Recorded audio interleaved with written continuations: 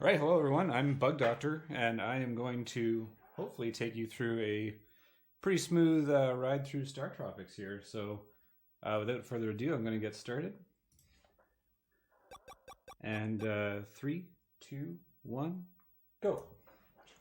So we start at -9 because time technically starts when you get control of Mike here. Yeah, I started running StarTropics about 3 years ago after seeing it run at Summer Games Done Quick 2017. And since then I just kept playing it and playing it and playing it, and I got the world record in January. So yeah, it took a while, but it's been a really fun game to play, and it's a very heavy execution run. Not many glitches, so it's pretty much just playing the game as well as you can. So this dude is telling us that basically our uncle's been abducted. And he says, you're the only chance that your uncle has at being saved. Take this toy yo-yo and go and kill some monsters. So that's exactly what we're going to do. You have to talk to very specific people in this town to actually gain access to the first dungeon. Talk to Granny here, and then we can be on our way into Dungeon 1. So this game is split up in overworld and dungeon segments. The dungeon segments are kind of like a mix of puzzles and there's just straight up action, so it's very fun playthrough.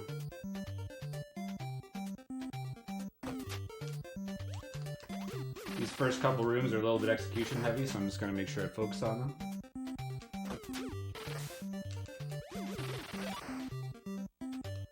Alright, that's good. Certain rooms you got to clear all the enemies out. Certain other ones you have to hit a room button, like this one for example, to get out of. And other ones you only have to kill like a certain single enemy or a couple enemies. But yeah. One of the things that's important to know in this game is you can buffer every input. So as I'm jumping over all these blocks, in mid-jump, I'm already holding the jump button again to automatically jump as soon as Mike hits the ground. So that's a really important thing to know for speedrunning tactics in this game, setups. You can do that with any action, which is attacking. You can do it for text boxes. Basically everything in the game can be buffered. So yeah, we're gonna get our first sub weapon in here, which is the fire stick, which will let us kill these rats from a distance. And we're almost on our way to the first boss here. First boss has an interesting little trick where you completely skip him, which I will show you. He's actually the only boss you skip in both StarTropics and StarTropics 2, so we gotta wait for him to shoot us here. He's not being good. There we go. And he's run over the snake, and oh look, the back half of him is completely skeletonized. You should probably get that looked at, Mr. Sea Serpent. Yeah, I like to call that, it's the Sea Serpent skip, but I like to call it the party trick. So you can kind of just fire the game up and you can show someone that trick pretty much right away since it's in the first chapter. Kind of blow their minds. So Babu here is going to give us the ID code to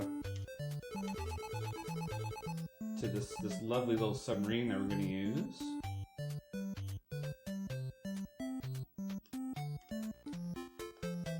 And there's Rob. Purple version. Extremely rare release. And that's chapter 1.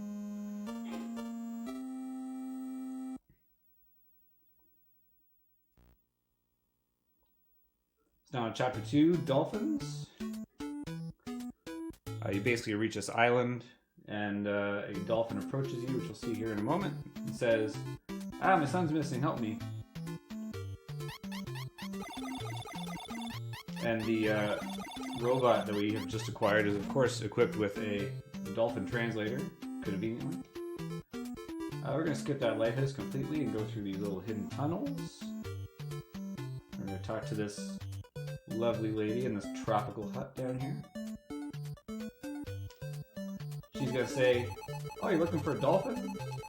You know what? I saw a bottle on the beach. Maybe it'll tell you where the dolphin is." And then this bottle shows up. Now, I don't know how she would possibly make that connection between a bottle and a dolphin, but... So in text boxes, you can also buffer your selections between yes and no.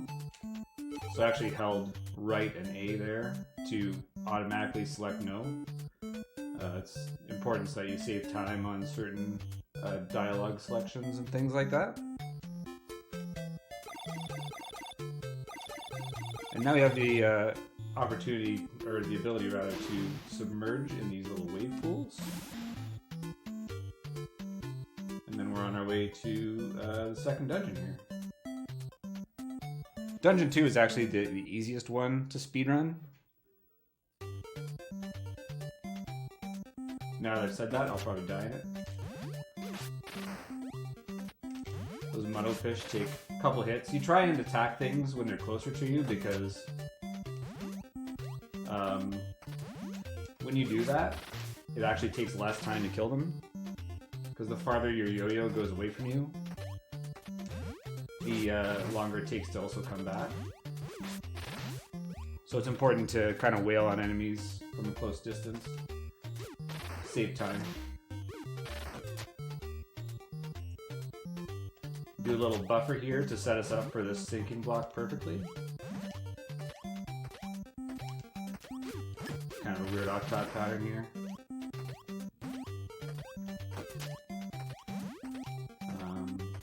Yeah, these octots can basically just jump in any of the four directions, and sometimes they behave really well. Sometimes they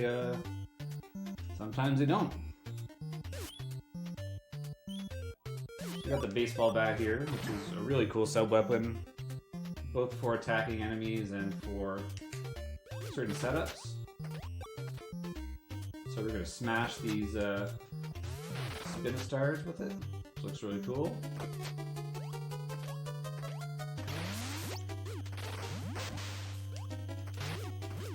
That was a really weird octot pattern, but it's alright. I didn't expect them to all bunch up like that.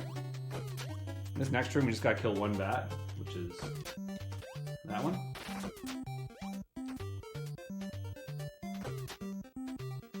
And then we can just kind of walk through this wall here.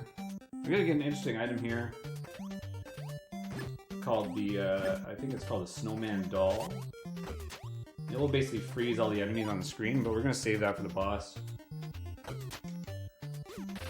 Kill these octops. Almost got shot by that pufferfish, but we're all good.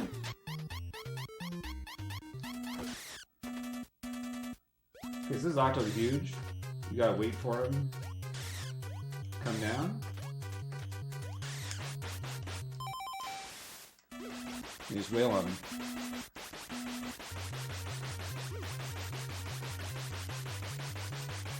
There's Octo huge. He actually behaved really well. That's about the fastest he can come down in attacking range, so that's good. So yeah, pretty smooth so far. We have now rescued our slippery little friend over here. Yeah, things definitely get a lot trickier from here on out. Even like casually and also speedrun wise, I guess.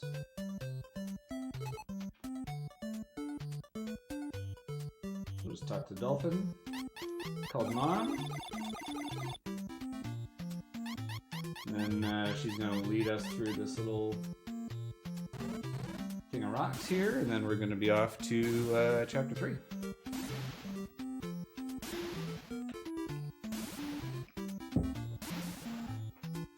Yeah, I think we're on a pretty good pace.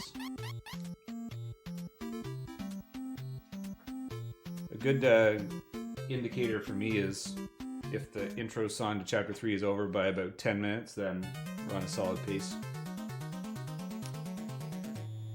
Also, normally I have my splits up, but obviously can't look at them right now. So the sub has been wrecked, and now we're off to... Oh, geez, I gotta... Hold on a sec. I'll turn that notification off in a second here. Thanks for the follow, though. Appreciate it. I didn't know those were still going.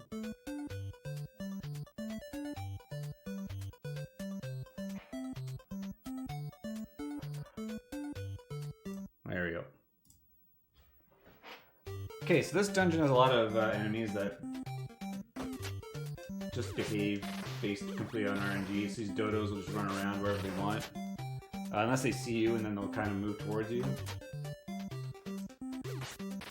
There's also these... Oh, you jerk. It's alright. Then we get these monkeys in this next room, which are notorious for being terribly behaved. I'll take that extra hurt, and that's extremely rare. Hey, it's a pretty good room, actually.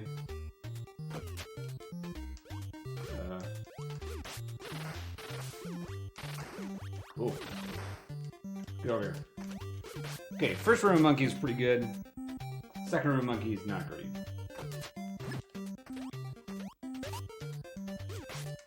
So we got the bolas, which are a really good projectile weapon. You get them pretty frequently in Chapter 3. These little ostrich dudes are called boneheads, and they are absolutely terrifying. We kill this bat so it doesn't hit us. Then we are out of the Miracola Tunnel, which is the first dungeon of Chapter 3. Yeah, this that dungeon is like a huge kind of indicator in the run for a good whether you want to continue or not. Because if those monkeys just misbehave, they can just screw you over. Yeah, so now we're in Miracola now. We're gonna talk to a number of people here. We're gonna tell this guy that we almost died at sea. He's like, "Oh, can I go with you?" And you're like, "I almost died at sea." Probably just to scare him away. Mike doesn't want to deal with him.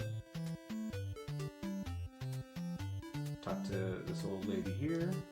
And then this girl over here in the blue dress, you have to tell her she's pretty, or you cannot progress. So I buffered that option because you gotta tell her she's pretty as soon as you can, or she will look at you funny. That weirdo in the bushes at the right is telling you about a place called She-Cola, and that you better not go there. We're gonna learn about She-Cola later on.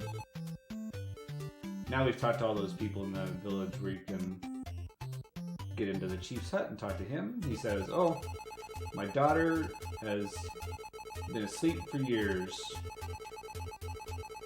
because she saw a terrible light in the sky. So if you can find a way to wake her up, then we will repair your sub, and then you can continue on your merry way to find your uncle." So now we gotta go back up, and we have to talk to his daughter, who is asleep and doesn't provide any input anyway. But you have to for progression. Oh, you're Mike. She's just sawing logs. But yeah, you have to talk to her, or you can't leave the town, basically. And yeah, something that Andre just brought up. This is the 30th anniversary of StarTropics this year. So hopefully Nintendo decides to, you know, acknowledge this series for once in their lives. That'd be nice. I mean, we did get that shout out in Animal Crossing, so that's good. Okay, so now we're in the second dungeon, Magma Tunnel. I'm gonna... Well, I'll damage boost these snakes to have an extra heart, just to run through them.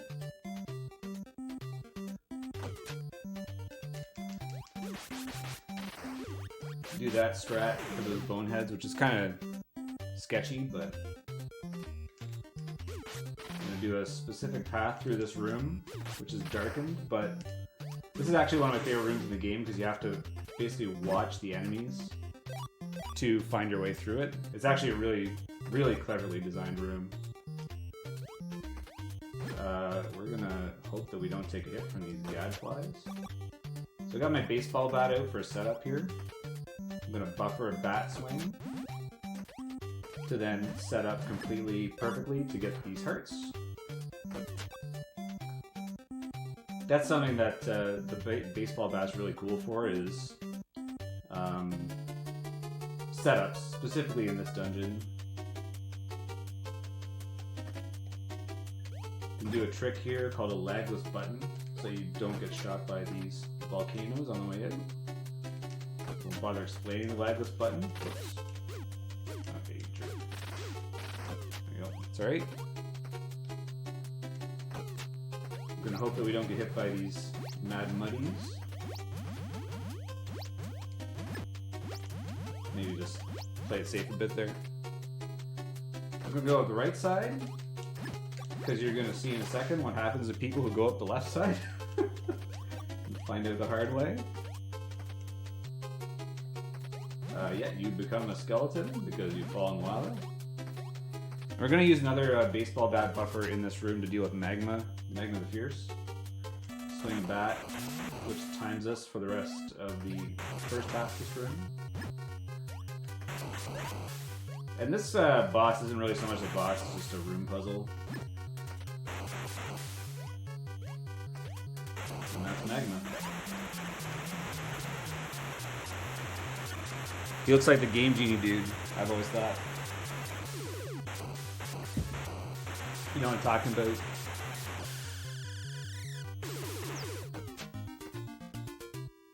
Maybe I'm crazy though, I don't know. Yeah, so it may seem like we're almost done Chapter 3 because, hey, we've been through a couple dungeons. But Chapter 3 has the most dungeons of any chapter in the game. There are actually 5 of them. And the most infamous one is coming up, which is the Ghost Village. The Ghost Village is notorious for, first of all, being spooky, and second of all, being so spooky that it scares away casual players and speedrunners alike, because it is a very tricky dungeon to learn.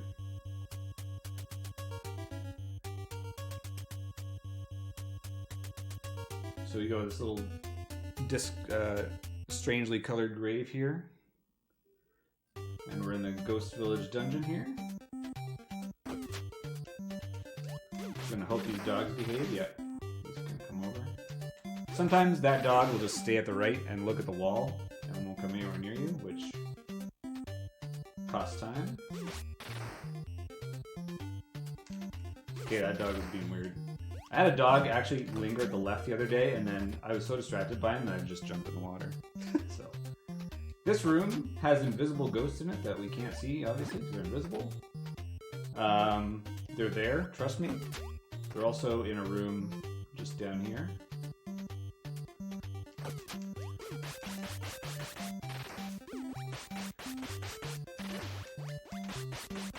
So those mummies take 8 hits each. They're quite strong. I'm doing a specific pattern through this room to avoid 4 invisible ghosts that are moving left and right. And we got out without taking a hit.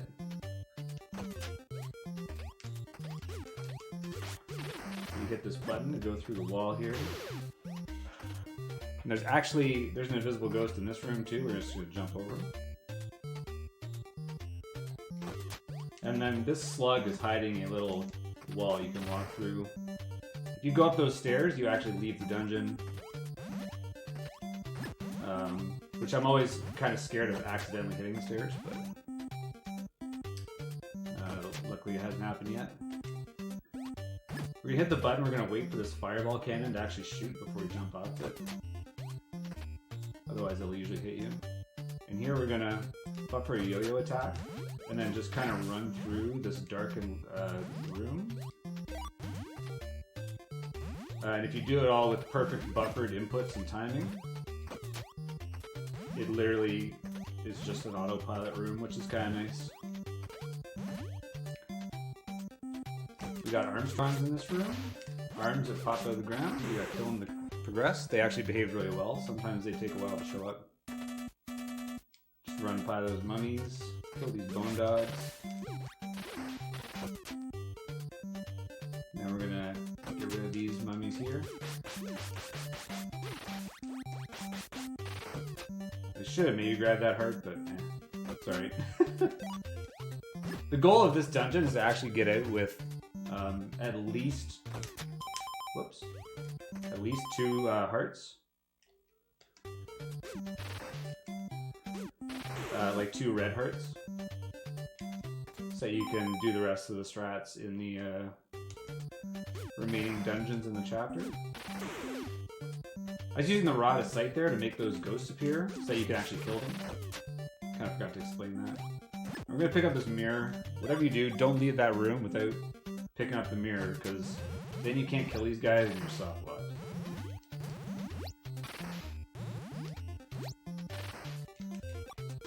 I had to pick up that star to make that wizard appear.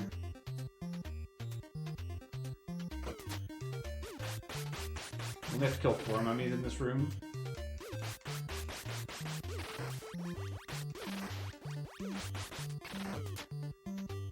Those other 2 you just leave. The 2 that you want to leave alone are basically the ones that start at the bottom of the screen. Got dim hags that we're gonna blast the mirror. Then we'll kill these skulls. And we'll run to the boss, which is Maxie. Make him appear at the rod.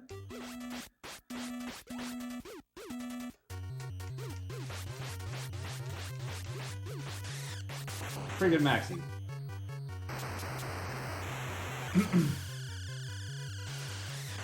So that's the end of 3-3. Definitely one of the trickier dungeons in the game. Once you know the path through this dungeon, it's a lot easier, but it's figuring out the path, which it kind of messes people up at first.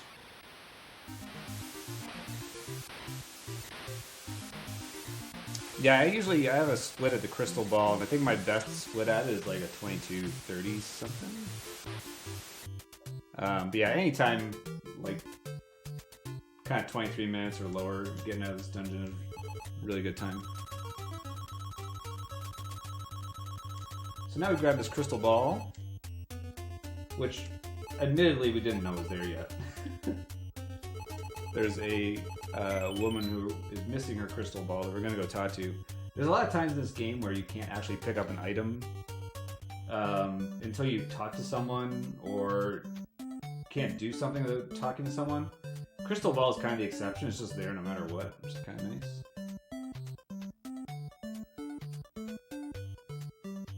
Yeah, I agree. That dungeon is... I remember when I was a kid being stuck on that dungeon for forever, because there's so many ways that lead you out of the dungeon, then you gotta do them again. It's really actually convoluted. So we give this woman back a crystal ball, and she gives us clothes to make us look like a lady. And she reads our fortune and tells us, "Oh God, things are really bad. Omen's a disaster. I'm freaking out." And she says, "Let's go into Shikola." So Shikola is an all-female place, and that's why you need a disguise to get in. So we're going to talk to Queen Shikola up here. And she's like, "Yeah, I heard you beat the crap out of all those ghosts. That's pretty cool." And she says, "You know what? I'm going to replace your yo-yo with a ball and chain, aka the shooting star." And the shooting star is important. It increases our damage output and our range on our base weapon as long as we have 6 hearts filled or higher. And so that's why it's important to maintain your health level in this game, is to basically increase your range and your damage output for strats. So now you can leave.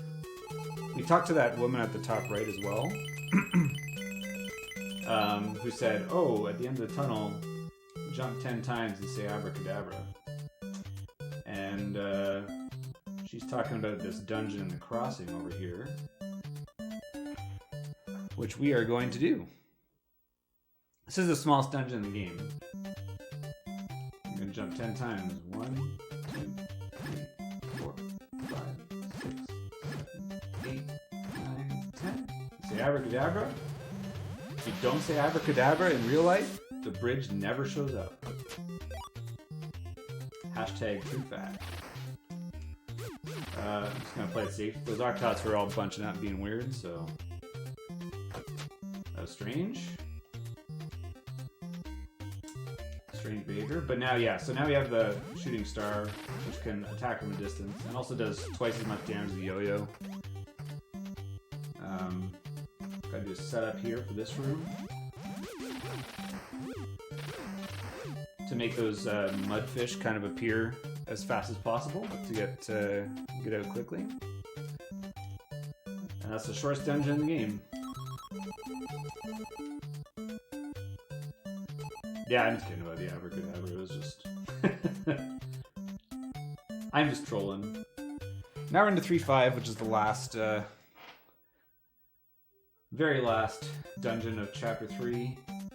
We only gotta kill this one snake to make this wall explode. We're gonna kill all these skulls. Skull drop a heart, which we don't need. He always drops it when I don't need it. Kill these boneheads. It's the last time we see them. And then these white blocks, they sink as soon as you're on them. So this is when buffering your jumps is really useful, because as long as you're buffering your jump, you're not going to sink on those blocks. Go up this way. There's a weapon in that treasure chest. I think it's a slingshot, but I don't remember. But you can just jump over to that. There's an invisible block you can jump onto. Because why wouldn't you think of that? We're gonna hope these frottas don't land on us. Oh god. They're trying to get me. Like, his pace is too good. Kill this one Mad Muddy. And we're gonna buffer an attack at the start of this room, which times us to just jump over without worrying about anything. We're gonna kill the skull at the top for fun, because that's something that the StarTropics community started doing. We call him Yorick. Alas, poor Yorick.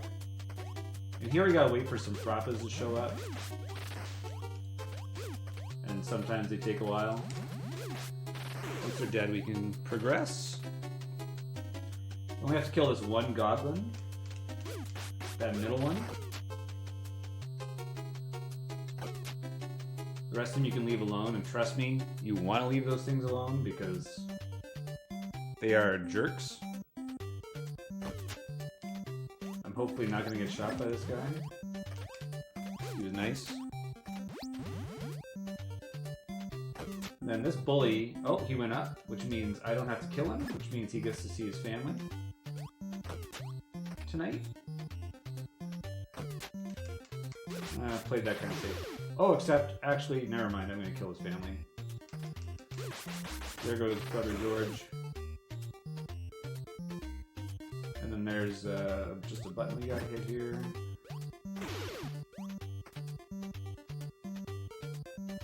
And there's Sister Betsy. So, I have left the one bully alone. I'm sorry. Then we go through this wall here, and we land on lovely little geyser, which pushes us up to the end. And so that's the last dungeon of Chapter 3. And now we're off to a bunch of overworld stuff. Kind of get like a little break from the action coming up. Talk to this hermit. Says he calls you fantastic and he gives you a scroll. Spell of Obob. And then you run really quickly back to Miracola with the spell. Read it. I guess this might be a photosensitivity warning. Sorry, I totally forgot about this.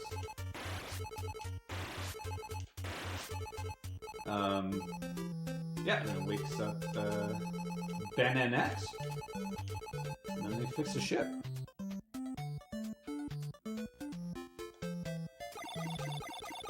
We're off to chapter 4.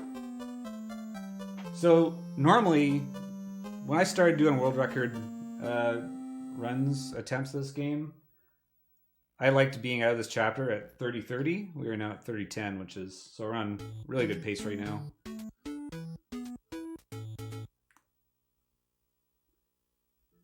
So we approach this island, which certainly does not look like a giant aquatic animal or anything.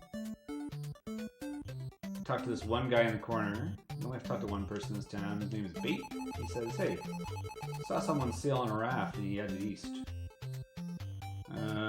So that kind of gives you a hint to go see what's going on east of the old island here. And oh darn, we got swallowed by a whale. What a predicament. And here's the person who headed east was Babu, who we talked to earlier on. He said that he was he wanted to tell us about what happened to our uncle way earlier, but he was scared of something happening to him, and it turns out that it's aliens came to take the uncle, and he was afraid that aliens were going to grab him too. Now he's like, go find my lighter. Actually, he says, let's find my lighter. But really, he means you. So you go and you find his lighter, which involves swimming around in these whale guts, which is just like a path that you gotta memorize. It's really not too tricky. There's no dungeon in this chapter.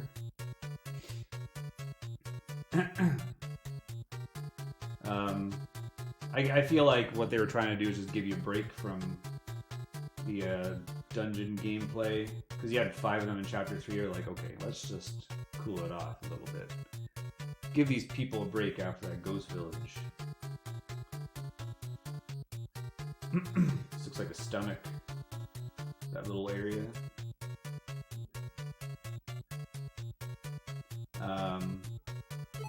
Yeah, so there's a lighter. And this game came with a letter, a neat little letter that was written by your uncle, Steve. And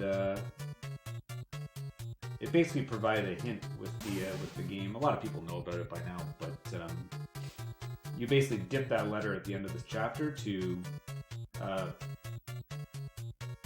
get a code to progress.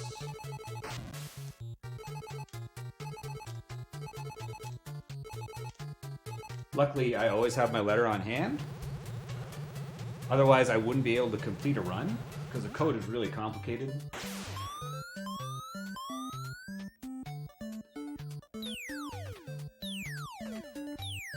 Yeah, I remember dipping my letter when I was a kid. Nostalgia. So yeah, the code is, you enter it here. It's 747. Oh, except I missed input. There we go. Not a big deal. I haven't misinput that in a while. But that's alright. It's not a huge deal. And we're off to chapter 5.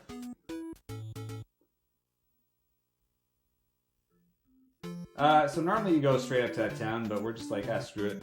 I don't want to go to that town. Let's go talk to this random fisherman at the right here. Because we need an item from him to actually progress at the left anyway.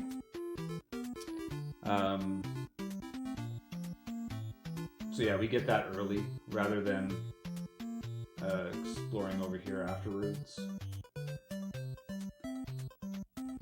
Talk to this fisherman. he gives you a little worm. Yeah, run invalidated. You know what? I'm just gonna end the run right now. I'm so embarrassed about that misinput that I can't continue. Oh yeah, and every time we get into the sub right now, Rob is gonna tell us that he's looking for our uncle using that frequency. It happens every time, so basically you want to minimize the number of times you get back into your sub.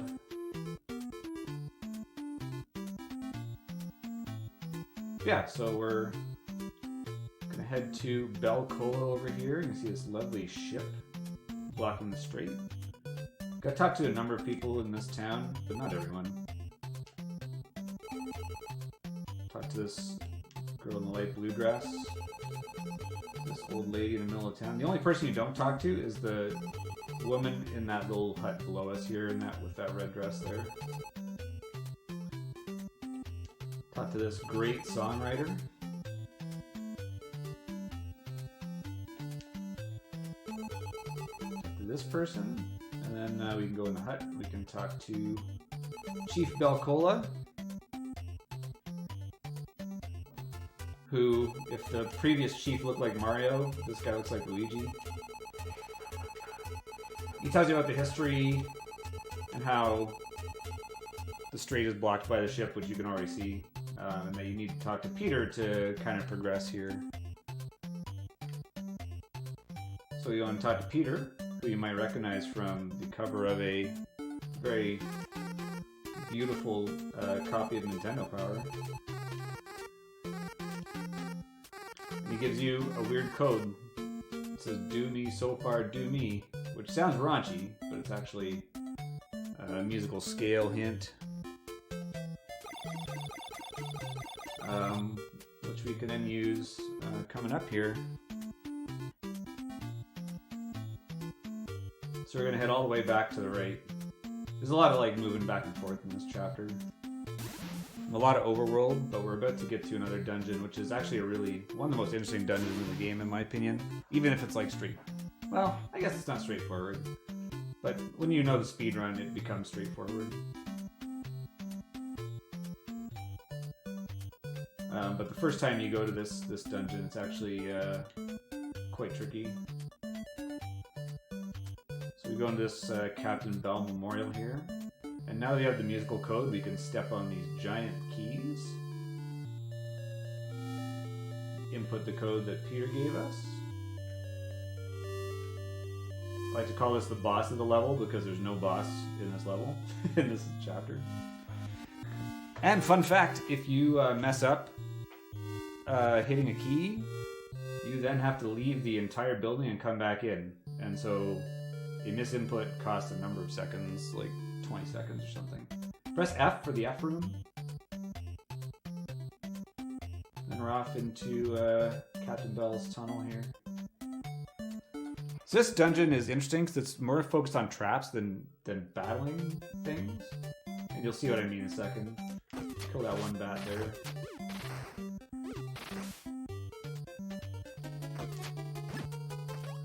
So this part, you can see what I mean by traps right now. But we got enough time to get down and get these hearts, which give us our lovely shooting star, which we hopefully won't lose. Oh, and yeah, by the way, spears will blast you from the wall. You can jump this one here, and you can do a turn buffer to avoid that one. You just kind of have to jump over these pinballs. You can't actually damage them. You just have to avoid them. This cross indicates you have to go upwards with that longer kind of... And then there's a little quicksand kind of thing here, a little pit. I'm just going to ignore those pencil traps. Head up here through this wall, which has a little tiny shadow spot so that you can see the entrance. Kill the one bat. And that snake gets in your way, but it's not really a huge issue. This room is stressful at first, until you know exactly where to step. Then we got a giant bowling ball. There's a faster strat. I'm just going to play it safe and do the normal strat here for the sake of marathon safety. So if you do risky strats on the bowling balls, it's scary because basically as soon as you touch them, you die. And I don't really want to die, so.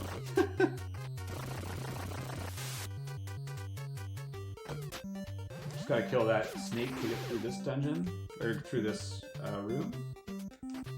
Pick up a rod of sight, which indicates to us that there's a ghost somewhere. So that's what you use to see the ghosts. Kill all the snakes in this room. Which is a cool... That room is really cool to execute, just like manipulating the snakes. Feels good. Feels good, man. We're gonna do a specific setup in this room to exit it frame perfectly and not get hit by this green bowling ball.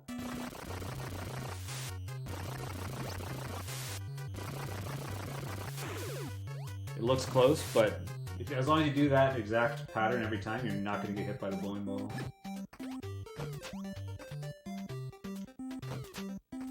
It's tricky to learn, though, that little pattern. This is where our hidden ghost is. Our progression ghost. We're going to buffer an attack as we jump through here, which will make us take damage, but run through both of those pinballs at the same time, which saves us a little bit of health. Just going to run through these pencil traps. Then ignore those hearts because there's hearts right here.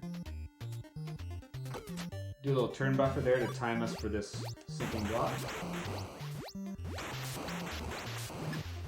And then we have the red bowling ball, which is terrible and scary. I'm actually going to focus on it because... Okay, we're good. I have a nasty habit of dying at this red bowling ball. Because I'll misinput something the wrong way. I'll misinput an attack and attack downwards instead of actually hitting the ball itself. But we did it. And that's Dungeon 5. I almost said Dungeon 3. That's Chapter 5, rather. So yeah, it's a really cool dungeon, honestly. Really unique in the span of the entire game, where you're focusing more on understanding the environment than the enemies. And working on how to avoid things rather than kill them, for the most part. So now we're going to sink the ship to the tune of God Save the Queen. Because he's a British pirate.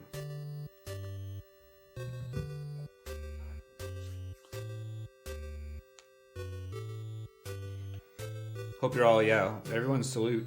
I'm saluting right now. Moment of silence, please.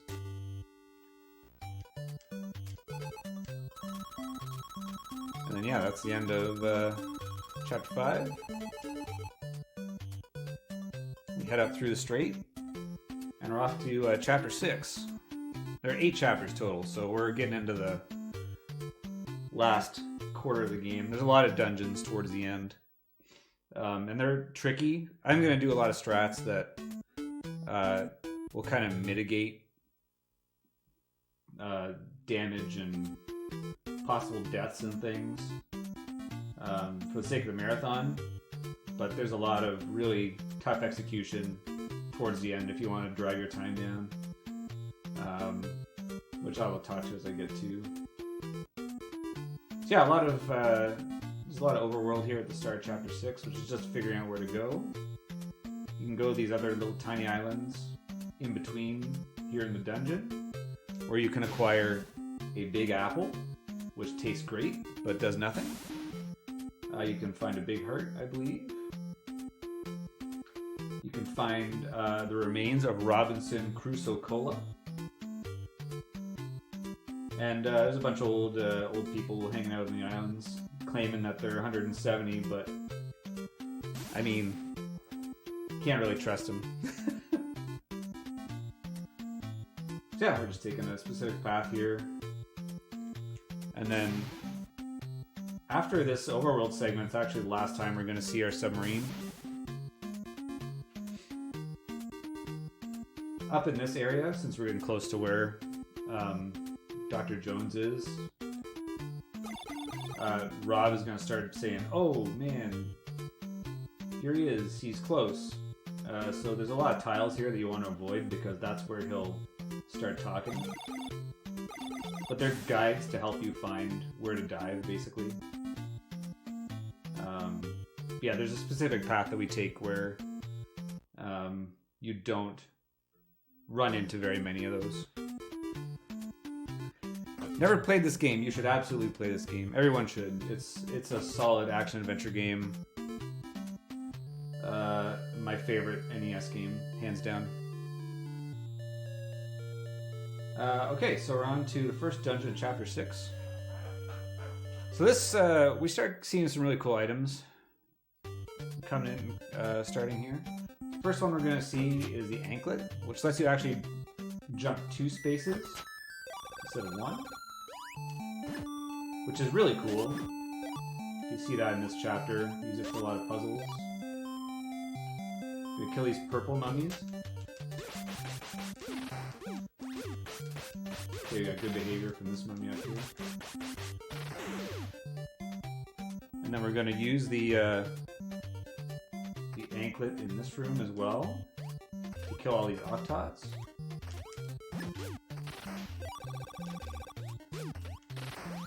Get this one over here, the shooting star. The next room is the mummy ring room, and I'm going to play it safe in it because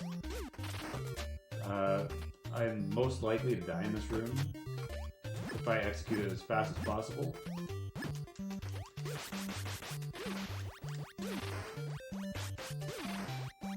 It also shows off that secret at the top right, which is kind of nice, and it gives us a potion, which is good to have in case this mid-boss here, Turboss, hits us with a projectile, which he does more frequently than it seems like he should.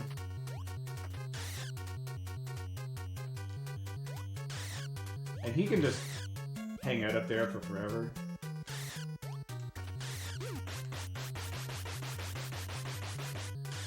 Which sucks. He can lose you a lot of time if you're just waiting for him. And he's basically a reskin of Octo the Huge from earlier. They act the exact same way. Totally not Octo the Huge. I'm gonna kill these armets to progress. And then this room you have to kind of memorize based on walking back and forth into it. But it's pretty straightforward. Get the anklet, and then you can jump down here to turn the lights on. We get an item here called the horse hide, which we're going to save. And then get the cleats, which let you attack everything on the screen. It's one of the coolest items in the game.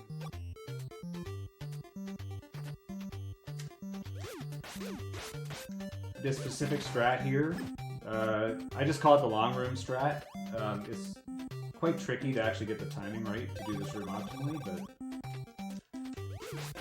Well, we were going to get it, but then that fireball cannon shot later than it was supposed to.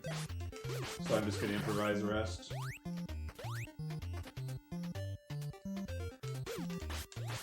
There we go. Gonna use the cleats to thrash these mummies a little bit. And then kill them as we jump over. Like, you want to basically attack the mid-jump or you're not saving time.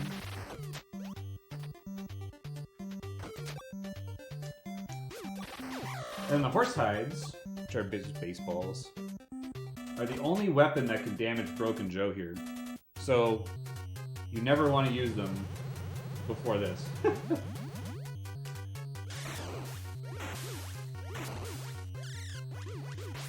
We just got one cycle Joe, so that's really good. That does not happen very often. So thank you, Broken Joe.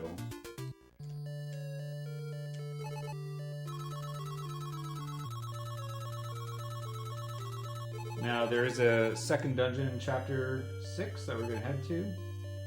There is a big heart you can get in this little dungeon, this little overworld area. which you can actually get over and over again to give yourself full hearts. But then once you start the next chapter, you'll be back to what you were supposed to be at, basically. So we find this big rock, which is basically slag metal, and you're just like, oh, that's weird, there's 3 holes in it. I don't understand what this is. And you just keep going. Now we're in Dungeon 6-2. You just walk through the wall, just to mess with you at the very start here. Head through this door, you gotta kill the rat directly to the right. And just walk.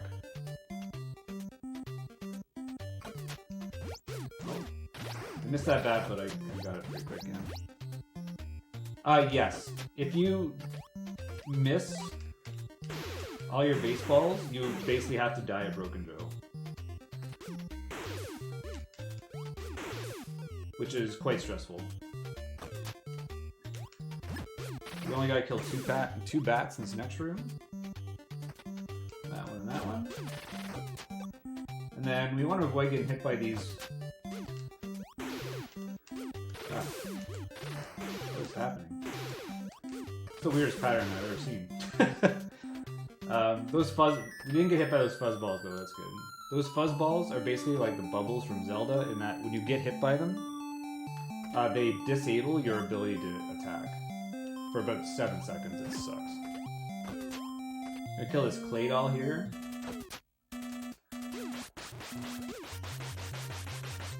Do an extra attack there. Those guys are stressful because they're quite mobile. And also, if they touch you, it's a one-hit kill. So you gotta play it kind of safe around them.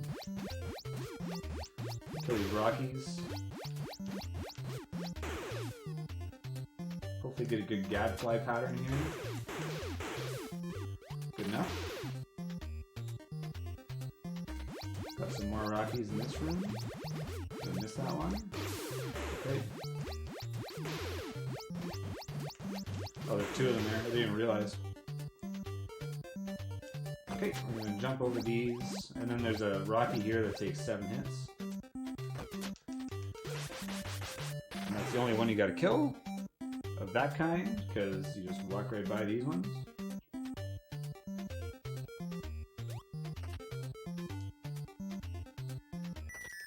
And then I'm just gonna grab this potion, because why the heck not? It's right there. And there's 2 clay dolls in this room.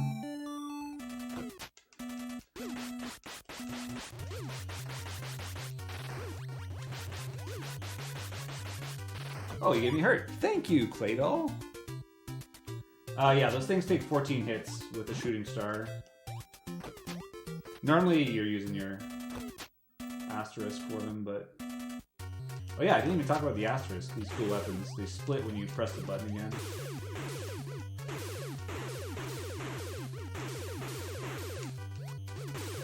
I had to like just slow down there, because I realized that I was kind of low. But we're good.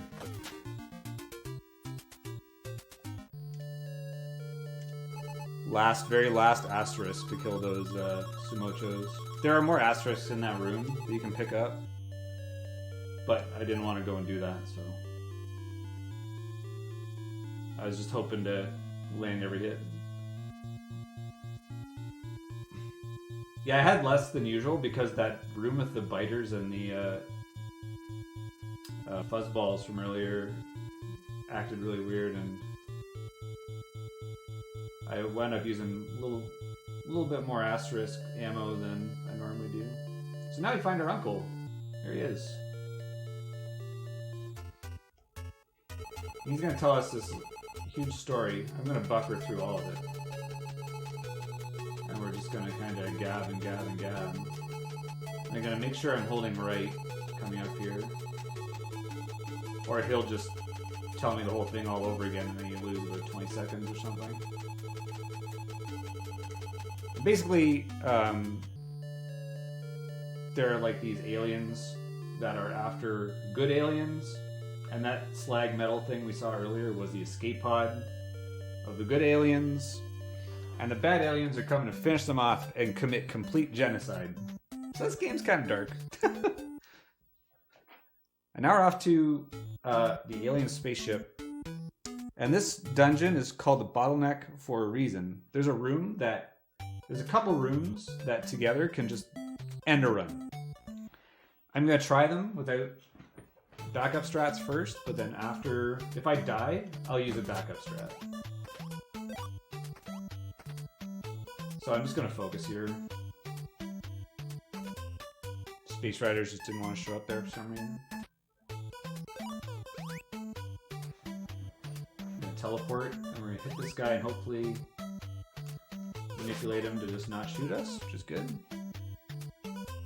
This is the bottleneck room coming up here. That guy's good. This is actually looking... Okay, we're through. That was actually a really, really, really good bottleneck. Holy jeez. And the problem is, if you take too much damage, you basically have your yo-yo for those Space Riders, and if you have your yo-yo for those Space Riders, it's really hard to kill them, and they will just finish you off. Then we got these jetpack jumpers here, which again are a very mobile boss, but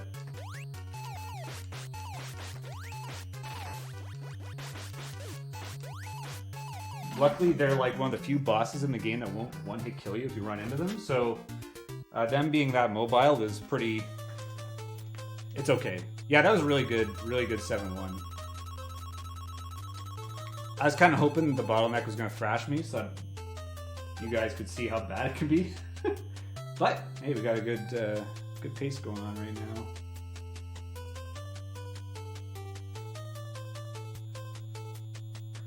And then we're going to get this cube. This is one of the cubes that was the aliens got from that escape pod. And this cube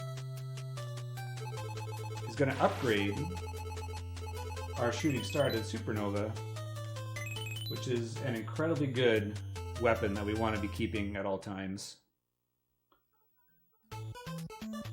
So as long as we have over 11 hearts, we will have the supernova.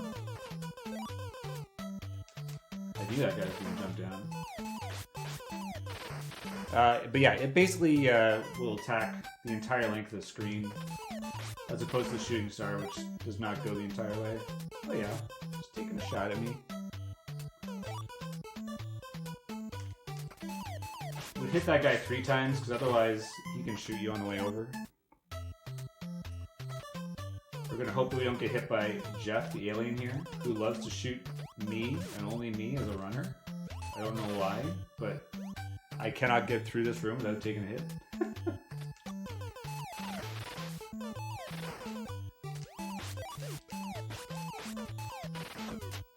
We're going to teleport here, and then we're hopefully going to get a really good pattern on these turrets. We got 2 of them. Sometimes you can get all 4 of them right off the start, and it looks really good. And we're down like a little bit of health, so we're going to pick up some drugs off the floor of a spaceship. Because why wouldn't you eat drugs from the floor of a spaceship?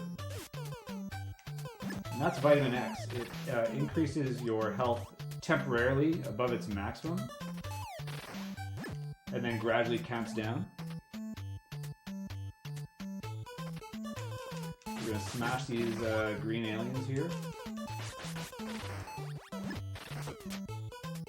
Surprised that force field didn't hit me, honestly. We use this shield gun to absolutely destroy this gold robot.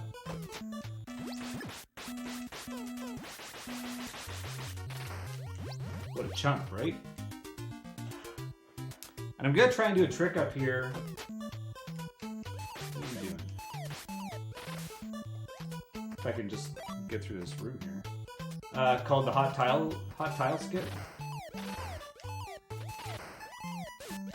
It involves a really specific setup. So I'll try it.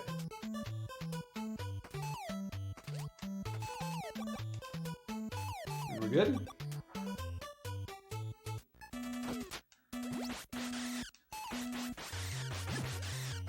This is Asteroid. And you basically want to push him back and then drop the bridge behind him and then push him back off the bridge. We have a setup, which I got there actually, to kind of kill him early. Where you drop the bridge under him while he's already back. So yeah, that's the asteroid quick kill. And that was pretty good 7-2, honestly. Now we're on to the overly long maze-like hallways, which there's a famous song about these hallways, but I don't like singing, so I'm not gonna sing. But at this point, we can guess. So the next boss that we fight is basically the first form of the alien commander, Zoda. And this boss is notorious for giving you attacks that delay when you can hit him, which are hands.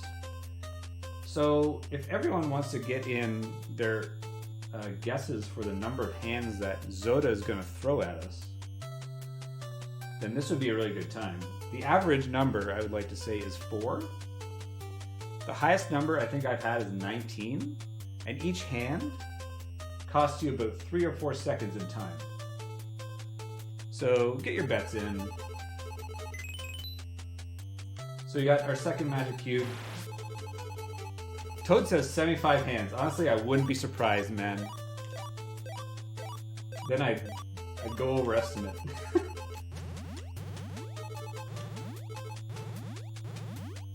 So that magic cube fills our health up completely all the way. But then in the next dungeon, we start with 3 health. So, kind of sucks. See, 2, 69, 6, 7, 2, 12, 2, 420, 69. I'm hoping for a low number. We're on a really good pace right now.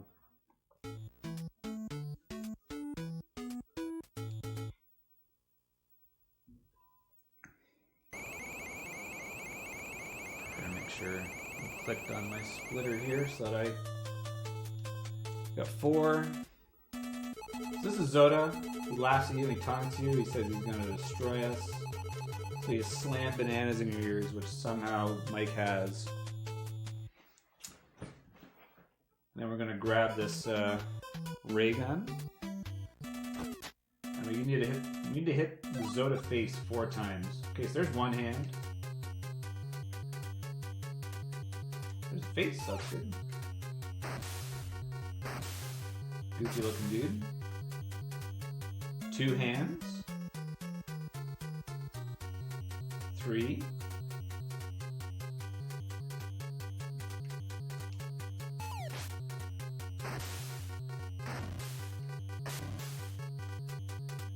There's 4. 4 would be okay.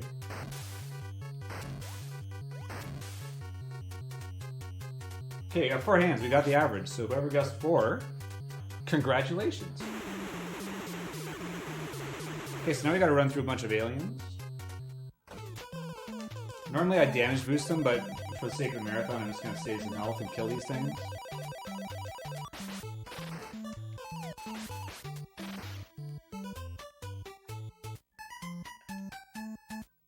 And yeah, there's a lot of aliens that litter these hallways. So even if you damage boost through them, it's not too bad, but sometimes it'll really make things sketchy.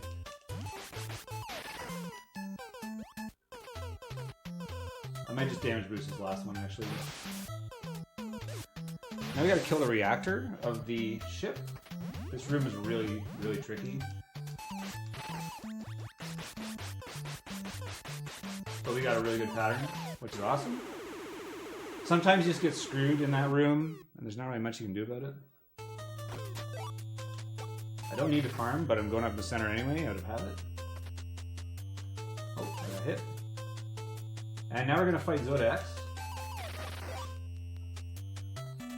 And I'm going to, again, play it safe with Zoda X. It looks like we're going to see the full credits, so... What are you doing, man?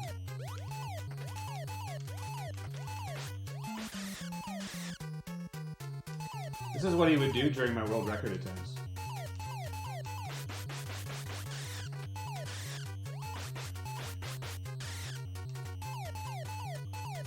Just be weird.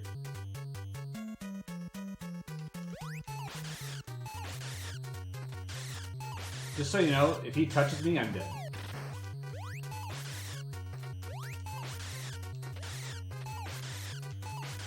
And he is very, very mobile. And he's got a huge hitbox. We got a 105.01. Now,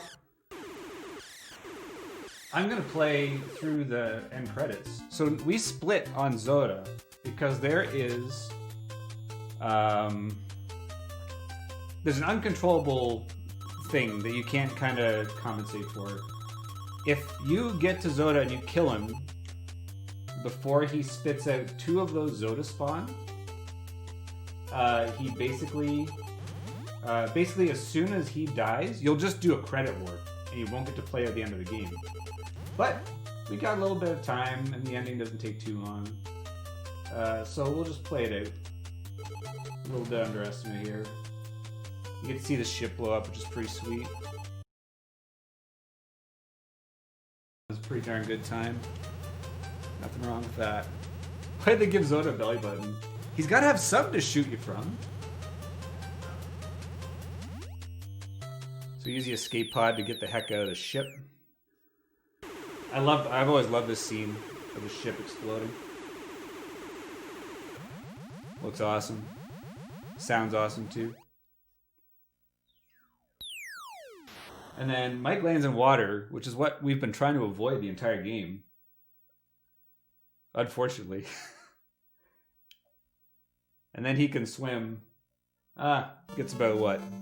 10 feet? And he's like, oh god, I'm out of here. But our dolphin buddy saves us. Back from chapter 2. Coming full circle, we're back at Sea Island.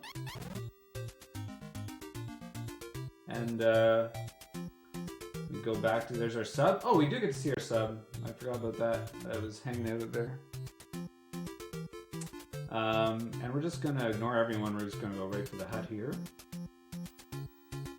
And everyone basically congratulates you. You have the 3 magic cubes, and you can do it. Monster disappeared. I'm just forever indebted to you. Circuits indicate success. Paintbrush lady says you done good. So you join these magic cubes up.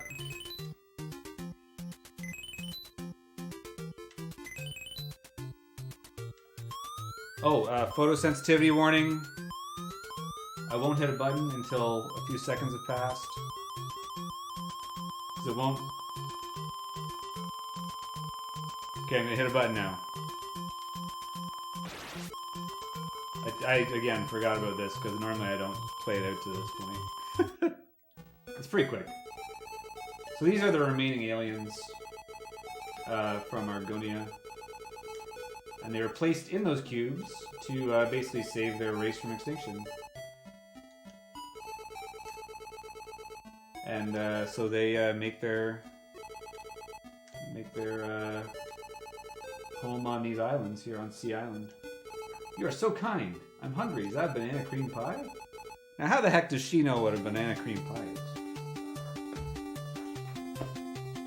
And that is the end of StarTropics. Yeah, I would play at the credits, but I know that we've got... the credits for this game are really good. They have this really sick slideshow of all these cool images. I won't play it out just because I know we're on a schedule. But hey, thank you very much for tuning in for this run. And thank you to everyone at RGL TV for having me do this run. And by all means, if you have not played this game, play this game. It's so good. Do not pass this up. Take care, everyone, and I will see you later. Thanks.